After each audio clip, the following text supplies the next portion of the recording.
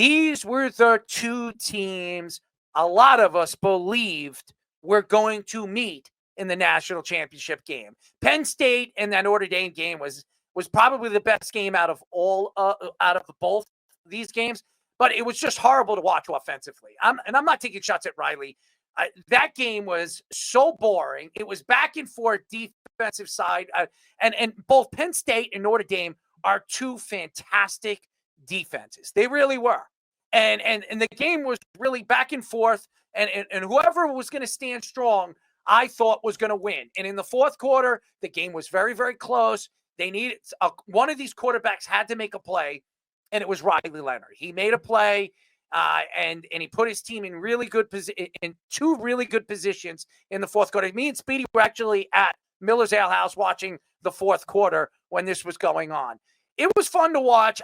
Listen, I don't know what's going to happen in the national championship. And obviously a lot of people are going to probably bet on Ohio State because Ohio State got really, really hot at the end of the season. And throughout this tournament, they have just shown why they're so explosive.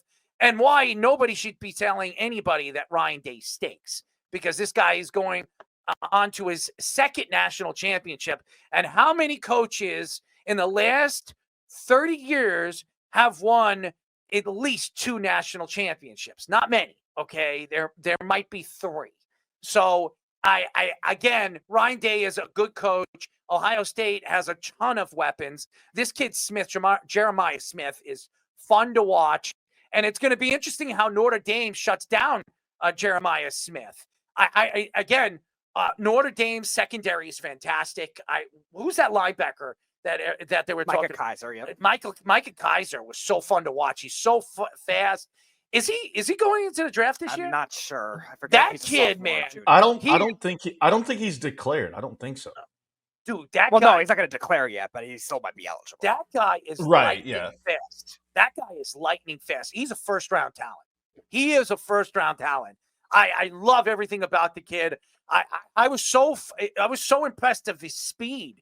The quarterback would move outside, or the running back would move on the outside, and this guy would always catch up to those guys. I was very, very impressed. It was fun to watch. And as far as the Texas Longhorns, Arch Manning is going to be their starting quarterback next year. Arch Manning will be the number 1 pick in next year's NFL draft. And I know Giant fans are expecting or thinking that that's the guy that they're going to get. That's not probably going to happen. I expect the Giants. You can pray all you want. It's not going to happen, Fish. It's not. You're not getting the number 1 pick. I'll draw whatever shape that makes it happen. Yeah, you could draw whatever shape and shove it up your ass, because that's never happening. So whatever it takes. That's never going to happen. I think the Giants, their best chance of getting a quarterback is to try to move up in this year's draft and get the guy that they want. But yeah, before I get to my point, Carl, do you want to explain why Ohio State can thank Michigan for their title? I would love to know that explanation. And also, going back to the playoff format, when you look at it, these are two teams that weren't going to be in the 4-team format. And I think now you're seeing the impact that it's going to have. Yeah, they had all these explanations of, all right, they shouldn't have been there with the upsets before that, in the lack of upsets in the first round. And then all of a sudden there were upsets in the second round. It also still proves that defense still rules in college football. And these top 4 teams. Defense rules in every sport.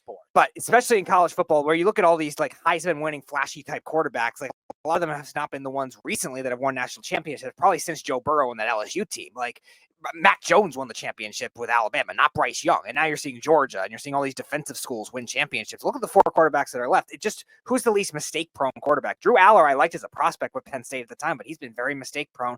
And that, I think Texas also did it to themselves, creating a quarterback controversy that maybe stung with them too much in certain games. They didn't look good in any of the playoff games, even though they beat Arizona State. And even towards the end of the season, they were kind of struggling. And I thought maybe that got in their head a little bit. Ohio State has a more talented team, but Marcus Freeman's done a very good job game planning wise with Notre Dame. And Texas had a kind of a blueprint to take out Smith. So it'll be very, very interesting to see if he does it. Notre Dame hasn't seen the speed that Ohio State presents. I don't think they've seen the aggression that Ohio State's been playing with. Ohio State also didn't have to play in the conference championship. They got 2 weeks off where they got to like refocus, re-energize, see what they did wrong, and then go play some teams and now have confidence in what they're doing. Chip Kelly's really, really good. I just think Ohio State all the way around is better They're faster. They're stronger. They have more players that are dynamic than Notre Dame. And yeah, Notre Dame's good defensively, but like they gave up points against Penn State. Penn State only put up 13 points against Ohio State. Ohio State's good. Guess what happens when a really well-rounded team without as many athletes faces They athletes? played this, but it's- They get killed. There's no margin for error. They can't make any mistakes. Notre Dame is going to have a perfect game to beat Ohio State, and Ohio State doesn't have to have a perfect game to beat Notre Dame. And that's the difference. Can Notre Dame win this game? I think so, but I would be willing to bet that it's more than a one-score game. And Ohio State just has better guys. They're going to wear them down by late in the game. We've seen this before. But, I love the movie Rudy, and I'm hoping that Notre Dame wins.